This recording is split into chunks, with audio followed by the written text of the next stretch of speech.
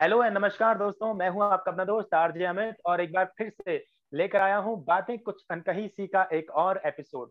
तो दोस्तों, जैसे आपको पता ही है कि बातें कुछ अनकही सी में हम अलग अलग फील्ड के अलग अलग शख्सियतों से आपकी मुलाकात कराते हैं और जानते हैं उनकी शख्सियत के बारे में। बातें कुछ अनकही सी।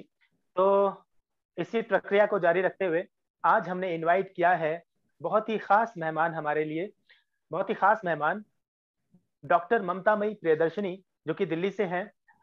इनके बारे में बताना चाहूंगा कि इन्होंने वनस्पति विज्ञान में एमएससी, मार्केटिंग में एमबीए तथा प्रबंधन में पीएचडी किया है। पीएचडी में इनका विषय था भारत और चीन की विभिन्न इकाइयों 91 के वैश्वीकरण के प्रभाव का तुलनात्मक अध्ययन। तो ये तो इनका फॉर्मल परिचय था, लेकिन जितना मैं इनको जानता हूँ, ये एक सफल बिजनेस पर्सन है, एक कवित्री हैं, एक स्पिरिचुअल या एक आध्यात्मिक शख्सियत है इनकी, और इसके अलावा सोशल वर्कर हैं और एक मृदुभाषी वक्ता है। तो ऐसी बहुमुखी प्रतिभा की धनी व्यक्ति से आज हम बात करेंगे और इनसे जानने को मिलेगा, बहुत सारी बातें हमें सीखने को मिलेगी। तो इनवाइट करते हैं अपने प्रोग्राम बातें कुछ अनकही सी में हमारी आज की गेस्ट डॉक्टर ममतामयी प्रियदर्शनी जी को।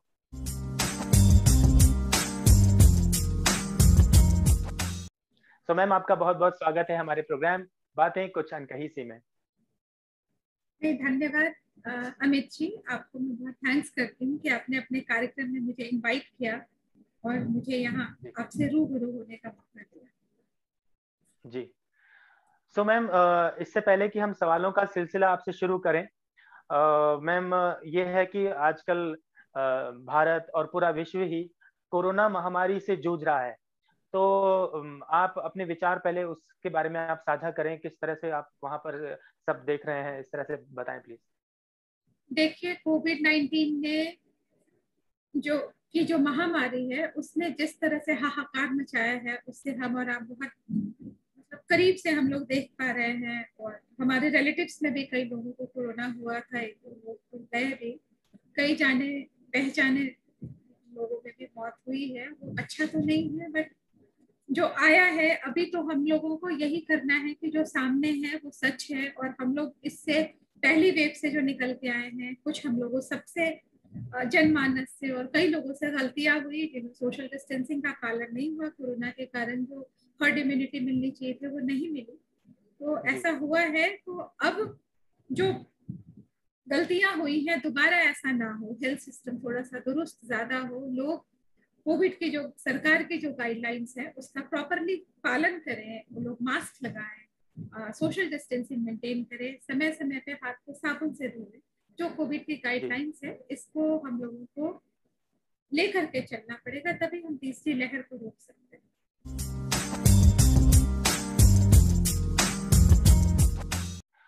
तो सबसे पहला सवाल है आपके लिए मैम कि जैसे मैंने आपको जब से जानना शुरू किया तो मैंने आपको आपकी कविताओं के माध्यम से जाना था। तो सवाल वहीं से हम शुरू करना चाहेंगे कि कविता लिखने का विचार आपके मन में किस तरह से प्रस्फुटित हुआ था। बचपन से, जब से मैं बहुत छोटी थी तब से, मैं बहुत छोटी जगह से आती हूँ, मुंगेर बिहार में मेरा जन्म हुआ था। उसके बाद हमने बचपन में कई सामाजिक विसंगतियां थी, बीइंग अ फीमेल, छोटी जगह में रहकर के बहुत सारे प्रॉब्लम्स थे जिससे हम लोगों को फेस करना पड़ता था। ऑल्दो हमारे पापा प्रोफेसर थे और बहुत ईमानदार प्रोफेसर थे, मम्मी भी अच्छी टीचर रही है, और हम लोगों ने बहुत शिक्षण के क्षेत्र में उन्होंने हम लोगों को अच्छी शिक्षा देने में कोई कसर नहीं छोड़ी। पर उस समय जो सरकारी स्कूल की स्थिति थी, जो और कई दिक्कतें थी, फीमेल्स लड़कियों के साथ क्या प्रॉब्लम थे, उन सबको हम लोगों ने बहुत करीब से फेस किया। और कविता लिखने के लिए मुझे लगता है कि ये जो सेंसिटिव जो इश्यूज थे, हमें लगा कि इसको हम ज्यादा नहीं तो वैचारिक क्रांति तो इससे हो ही सकती है, जो हम फील कर रहे हैं और जो अगले लोग उससे कैसे उबर सकते हैं, इसके लिए इसको कागज पे उतारना जरूरी है। इसलिए हमने कविता लिखनी शुरू करी। फिर धीरे धीरे धीरे धीरे जब सोशल मीडिया का जमाना आ गया, तो जो कविताएं हमारी डायरी के पन्नों में लिखी होती थी वो कविताएं फाइनली हम लोग फेसबुक और जो डिफरेंट मीडिया के प्लेटफॉर्म है उसके जरिए एक दूसरे के साथ साझा कर सके और हम लोगों ने जाना एक दूसरे को पढ़ा। जी।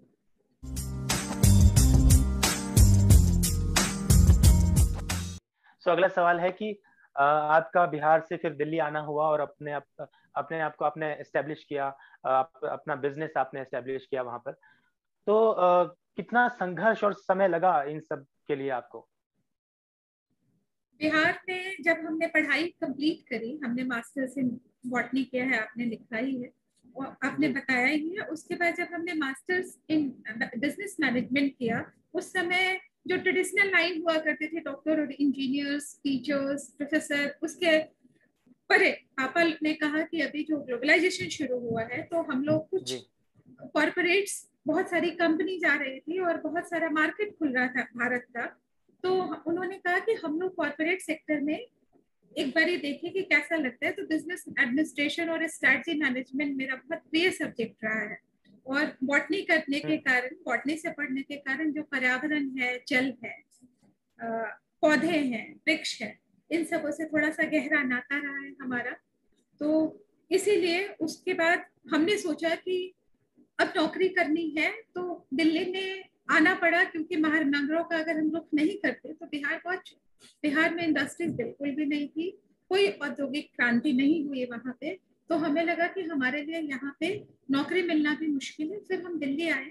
दिल्ली आकर के हम हस्बैंड वाइफ ने, हम दोनों ने यहाँ नौकरी, अपनी हेल्थ केयर सेक्टर में ही नौकरी करनी थी हमें, क्योंकि ये हमारा सब्जेक्ट था। फिर हम लोगों ने यहाँ पे अपने आप को स्टैब्लिश किया। 4-5 साल दिल्ली में बहुत अच्छे से स्ट्रगल किया, 3 कंपनीज में नौकरी करी। उसके बाद हमें लगा कि क्यों ना हम जो है सो एक स्टार्टअप फॉर्म करें और स्टार्टअप फॉर्म कर करके हम लोग अपने कई लोगों को रोजगार दे पाए और जो प्रॉब्लम्स है जो आ रही है, तो हम लोग भी उसमें एमएसएमई में हमने अपने आप को रजिस्टर कराया और हमने हेल्थ केयर सेक्टर में ही अपनी कंपनी की शुरुआत करी। फिर हम लोग पानी और हवा पे रिसर्च करना जारी रहा और अभी भी कई 1-2 पेटेंट्स से हमने अप्लाई किए हैं।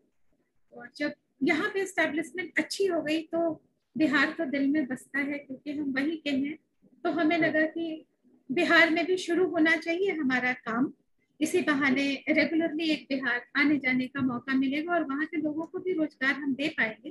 फिर मेरे हस्बैंड बिहार गए, उन्होंने अपनी कंपनी की शुरुआत हमने वहाँ करी और अभी तक वो सिलसिला जारी है।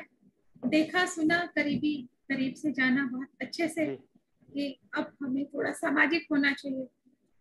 जी जी। तो बिहार में किन किन मुद्दों को छुआ आपने वहां पर अपने काम को लेकर? हमने हवा, पानी और स्वास्थ्य, ये 3 सब्जेक्ट मेरे दिल के बहुत प्रिय है। साथ में पौधा वृक्ष बॉटनिस्ट हूँ। तो हमने हेल्थ केयर में अपना काम शुरू किया। पानी की बहुत दिक्कतें हैं वहाँ पे। फिर हमने बिहार के जो आर्सेनिक और फ्लोराइड बेल्ट कहाँ पे है, पानी की कहाँ पे दिक्कत हो सकती है, कई लोग अच्छा पानी भी पी रहे हैं लेकिन उसके बावजूद उनको पेट की बीमारियां हैं। जहाँ पे पानी में आर्सेनिक ज्यादा है वहाँ पे कैंसर की संभावना है, जहाँ पे फ्लोराइड ज्यादा है वहाँ पे एग्रेशन बहुत ज्यादा हो रहा है और बहुत दांत वात में प्रॉब्लम हो रही है और बहुत सारी जो बीमारियां हो रही हैं।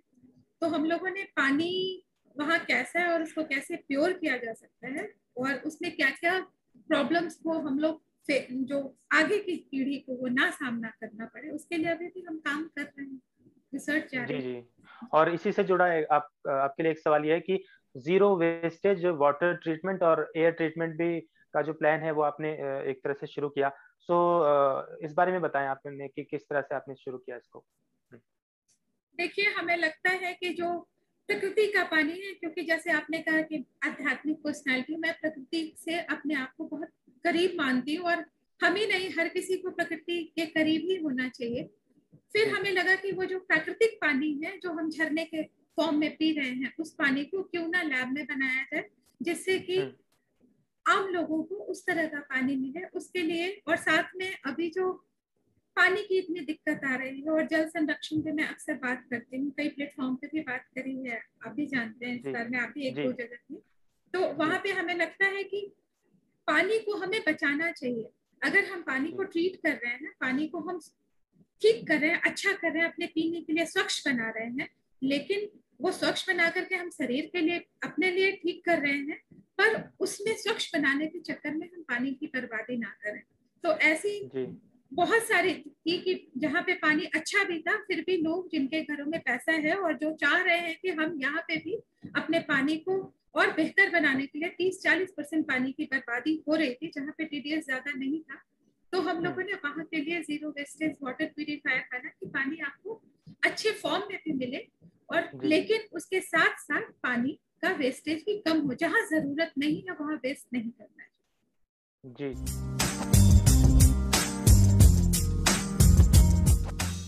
और अब बात करते हैं, जैसे आप पानी की बात कर रहे थे, तो पानी की प्यास को लेकर भी आपने एक कविता लिखी कि और वो प्रकाशित भी हुई राग पलाश किताब में, तो उसके लिए आपको बहुत बहुत बधाई।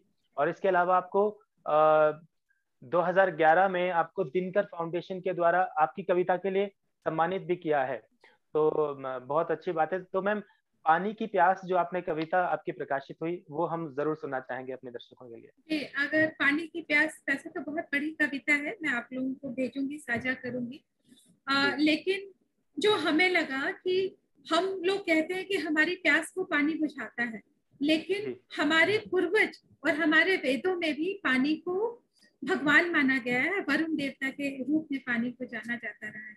तो अगर हम पानी को जीवित मानते हैं तो हम प्यासे होते हैं, तो पानी की भी एक प्यास है, पानी की भी एक तड़प हो सकती है, जिसको हम लोग उस शिद्दत से महसूस नहीं कर पा रहे हैं। उसी क्रम में मैंने एक कविता लिखी थी कि पानी की क्या प्यास हो सकती है, कि है तो बहुत बड़ी कविता, मैं सिर्फ ऊपर के मतलब एक पैरा और नीचे का 2 पैरा मैं आपको सुनाऊंगी कि तुम तृषित हो, मुझे बुलाते हो, मुझे पीकर तृप्ति पाते हो, मैं आकंठ तुम्हें भर जाता हूँ, ये पानी कह रहा है, और अमृत पान कराता हूँ, पर आज सुनो फरियाद मेरी, तुम समझो पीड़ा और व्यथा मेरी, तुम क्षणिक सुखों की चाहत में मुझको विषपान कराओ ना, मैं तेरे रंग में रंगता गया, पानी को आप जैसे बना रहे हैं वैसे रंग रहा है, मैं तेरे रंग में रंगता गया, अब मेरे रंग रंग जाओ ना, मैं पानी हूँ, पानी ही रहूं, तुम मुझको मृतक बनाओ ना, मैं तेरी प्यास बुझाता हूँ, तुम मेरी प्यास बुझाओ ना।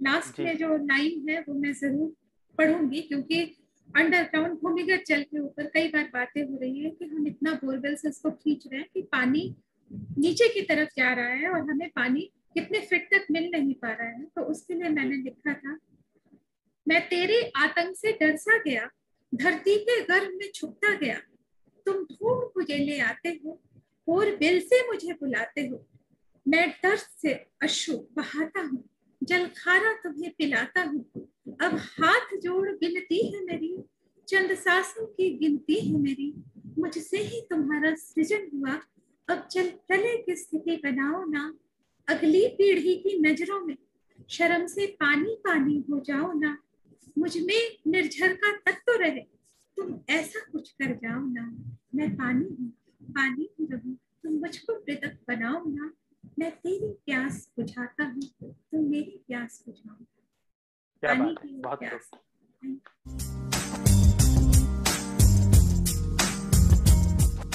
वाह वाह। तो पानी की प्यास आपने बताई, और बहुत ही कमाल की कविता आपने ये लिखी।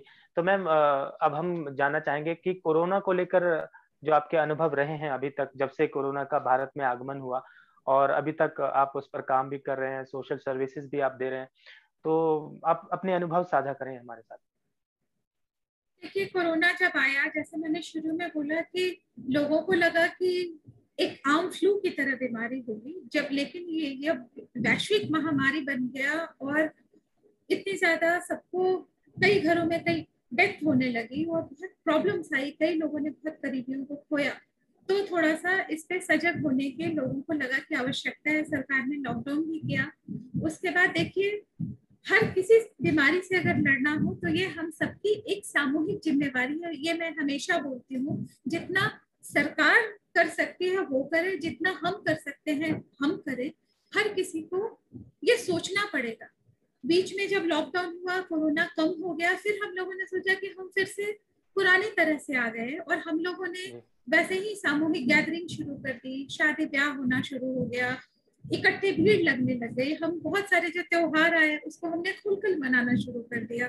कुंभ हुआ, उसके बाद इलेक्शंस हुए, कई सारी प्रॉब्लम्स हुई। उसके बाद जब फाइनली दोबारा से ये कोरोना की जो इम्यूनिटी, हर्ड इम्यूनिटी थी वो नहीं आई, फिर से इसका संक्रमण का चेन नहीं टूटा, फिर दोबारा से जब कोविड इस दूसरी लहर आई, ये उससे भी चौगुना ज्यादा खराब फॉर्म में आई। कई लोग ऑक्सीजन के बिना तड़प तड़प करके ऑक्सीजन के बिना कैसे गए वो हमने बहुत करीब से देखा है।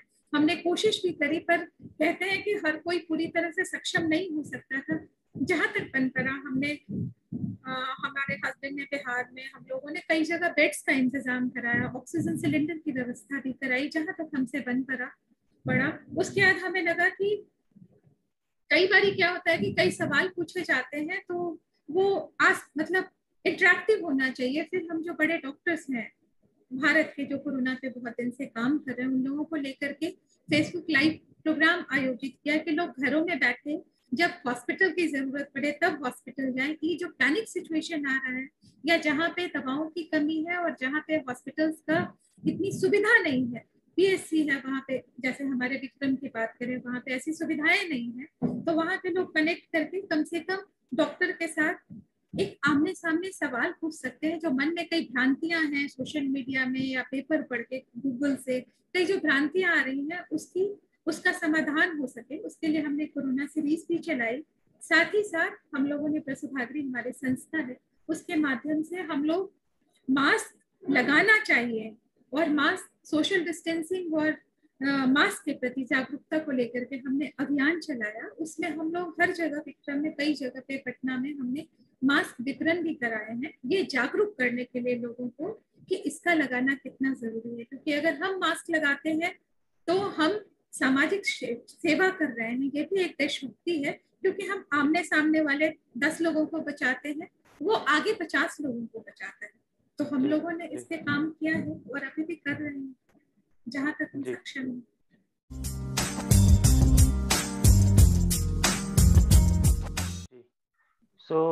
इसी से जुड़ा एक सवाल है कि एक और जिस तरफ आप जैसे लोग संस्थाएं बनाकर, संस्थाएं जोड़ करके लोगों की सेवाएं कर रहे, दूसरी तरफ ऐसी भी खबरें सुनने को मिलती है कि सिलेंडर जो मतलब कुछ हजार में मिलता था अब उसकी कीमत 50,000 में हो रही है, तो काला बाजारी भी हो रही है। तो इसके बारे में मैम आप क्या कहना चाहेंगे? जैसे मैंने शुरू में कहा कि हम सबकी सामूहिक जिम्मेवारी होनी चाहिए।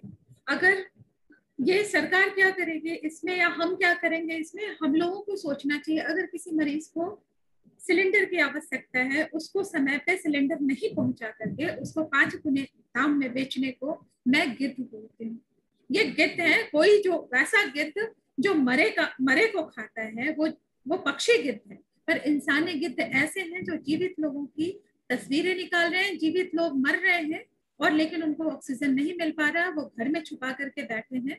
ऐसे लोगों के खिलाफ सख्त कार्रवाई होनी चाहिए।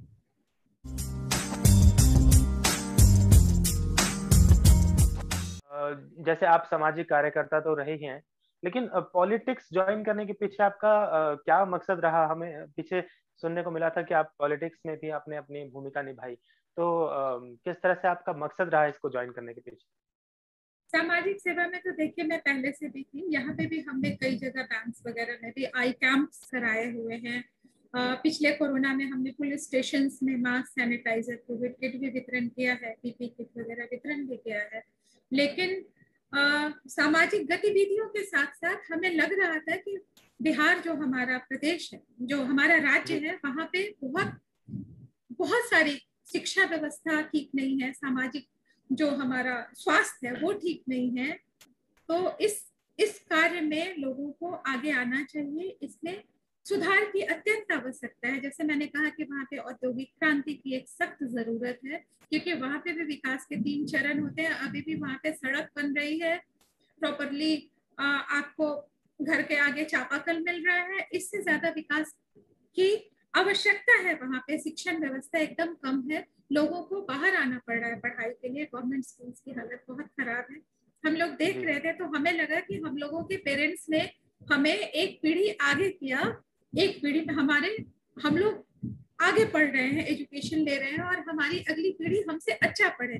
पर अभी क्या हुआ कि वहां पे बद से बदतर स्थिति होती जा रही थी। तो हम लोगों को लगा कि जो हम लोग बुद्धिजीवी लोग हैं, उनको भी एक्टिव पॉलिटिक्स में आना चाहिए और इन सब चीजों पे काम करने की सख्त जरूरत है।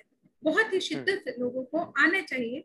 उसी टाइम पे हमें प्लूरल्स पार्टी की तरफ से बात हो रही थी, एक इंटेलेक्चुअल लोगों का एक प्लेटफॉर्म बना, पुष्पप्रिया मैम ने बनाया था, जिसमें सब लोग मिल करके, जितने भी बुद्धिजीवी लोग हैं जिनकी पीछे के कोई आपराधिक बैकग्राउंड नहीं है, वो लोग आगे आए और आ करके हर जगह से इलेक्शन लड़े, चुनाव में आए, जिसके थ्रू सरकार में उनकी कोई भागीदारी बने। ऐसा जब मौका मिला हमें, तो हमने भी उसमें विक्रम विधानसभा को हमने चुना, क्योंकि वो मेरे पति भी वहाँ के हैं और मेरा ससुराल वहाँ पे है, और उन्होंने भी रंगमंच में वहाँ पे कई अच्छी सामाजिक गतिविधियां करी। तो हम लोगों ने उसको चुना और हमने जाकर के गाँव का दौरा किया, और हर दिन मेरी ये इच्छा और मजबूत होती गई कि पहले हम गए थे कि कोशिश करते हैं, पर हर दिन देख करके और मजबूत होती गई ये इच्छा कि नहीं, अब इसमें आना है और इसमें सुधार करने के लिए हम लोगों को पूरी शिद्दत से आगे आना।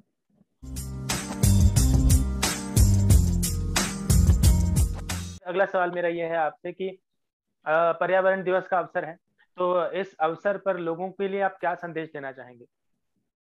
देखिए, पर्यावरण का मतलब होता है पर्यावरण, जो हमारे चारों तरफ जो आवरण है। और एक और टर्म है अरण्य। पहले क्या होता था, जंगल को अरण्य बोलते थे। अरण्य का मतलब है जहाँ पे रण ना हो, लड़ाई ना हो, शांति की जगह। तो लोग वहां पे जहाँ पे बहुत वो ना हो, तो वन में शांति हो, अरण्य नाम पड़ा। हम लोगों ने क्या किया है कि हम, जैसे श्लोका में कई बार बोलती हूँ कि एक श्लोक है, ईशावास्यमिदं सर्वम यत् किंच जगत्या जगत तेन त्यक्तेन भुंजिता मा कृत कस्यचित् धनम। जिसका मतलब है कि हमारे लिए जो है, हम वही खाएं, वही लें, उतना ही उपयोग करें। सारी वस्तुएं हमारे लिए नहीं है, सबका हिस्सा है, हम उनके लिए छोड़ के चले। पर हम भगवान की तरह हमने वृक्ष को भी काट डाला। वृक्ष को काट करके हमने अपने लिए घर बना डाले।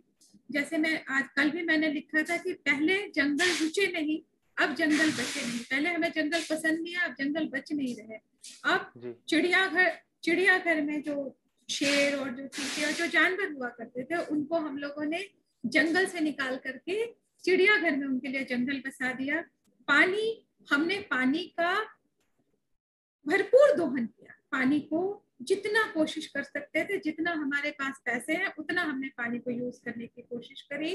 पानी को पूरी तरह पॉल्यूटेड किया, और पानी एक तरफ खत्म हो रहा है, दूसरी तरफ घर के आगे बड़े जगहों में स्विमिंग पूल बना रहे हैं।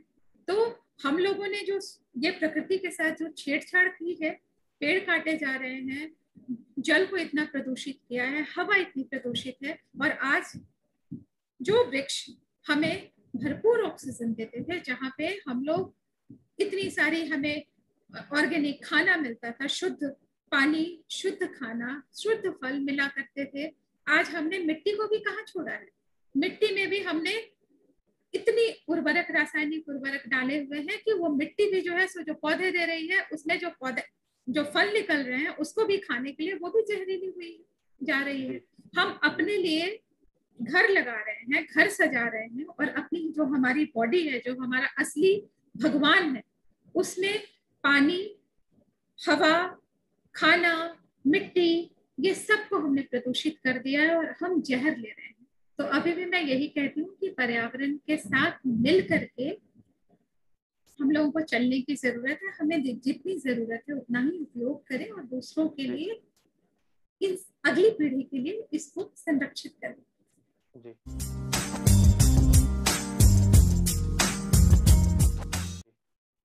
अगला सवाल आपके लिए कि आपने पटना के विक्रम में ट्रॉमा सेंटर शुरू करने के लिए हस्ताक्षर अभियान भी चलाया, तो आप उसकी जरूरत को देखते हुए किस तरह से आप इस पर कर रहे हैं कभी अभी काम, और ये कहाँ तक अभी सफल हो रहा है?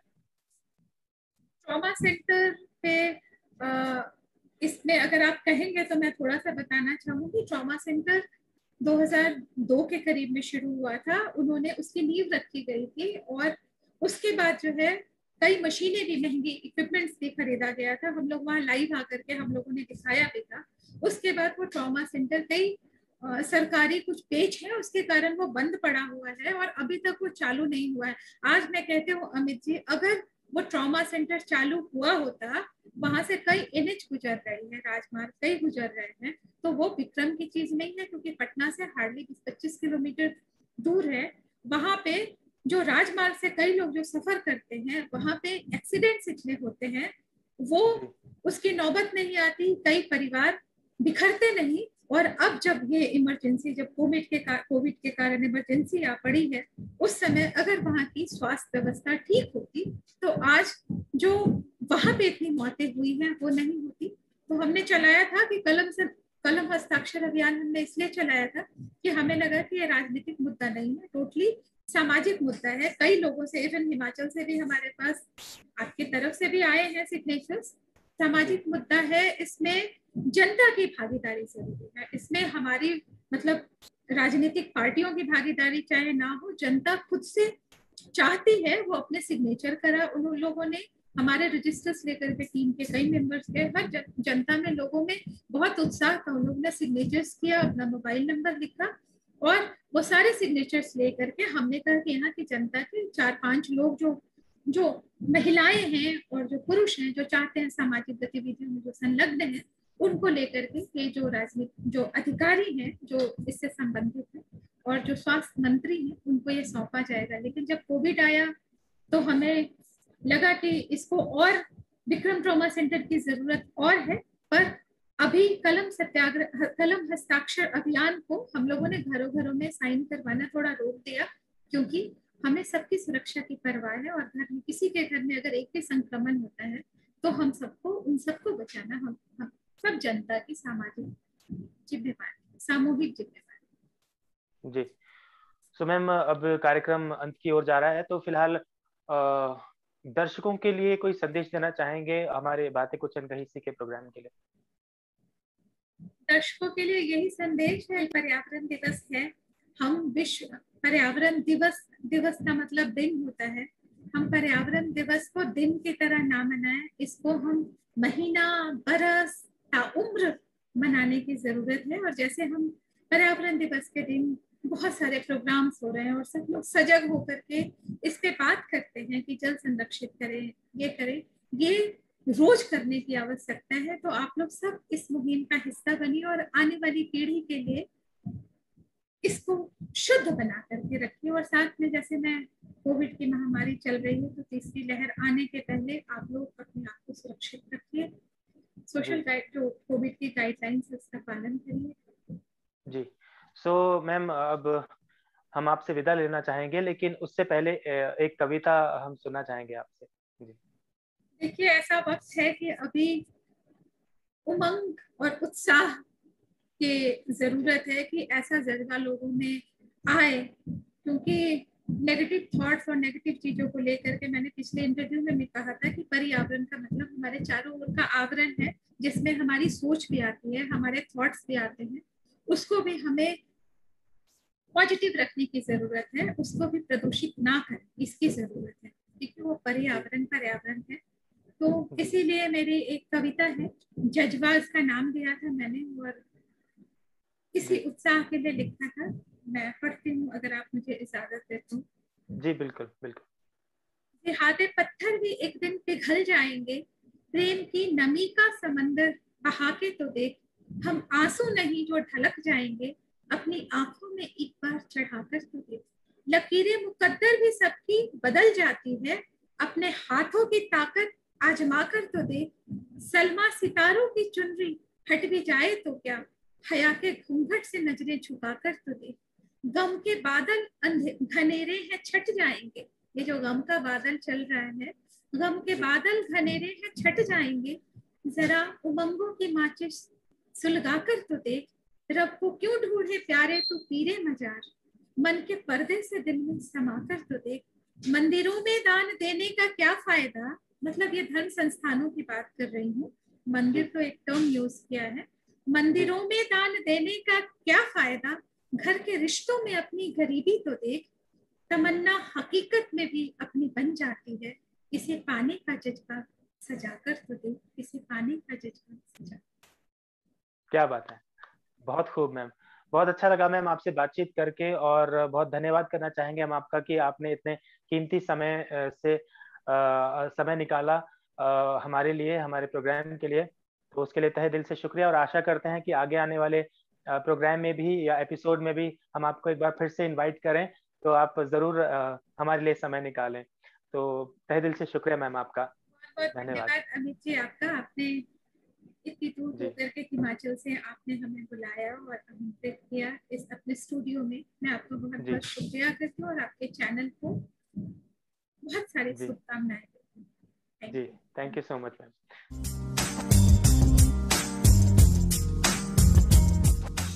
तो फ्रेंड्स, ये थे डॉक्टर ममता मई प्रियदर्शनी जी। इनसे बातचीत करके बहुत अच्छा लगा, और इनसे जो है इंस्पिरेशन मिली कि आगे किस तरह से सेवा करनी है समाज की, और किस तरह से आगे मतलब जिसको कहते हैं कि काम करना है समाज के लिए। तो ऐसे ही शख्सियतों से मुलाकात हम आगे भी करवाते रहेंगे अपने प्रोग्राम बातें कुछ अनकही सी में। तो फिलहाल के लिए दीजिए इजाजत, मिलते हैं अगले एपिसोड में। मैं हूं आपका अपना दोस्त R J Amit. Thank you so much. जय हिंद, जय हिमाचल।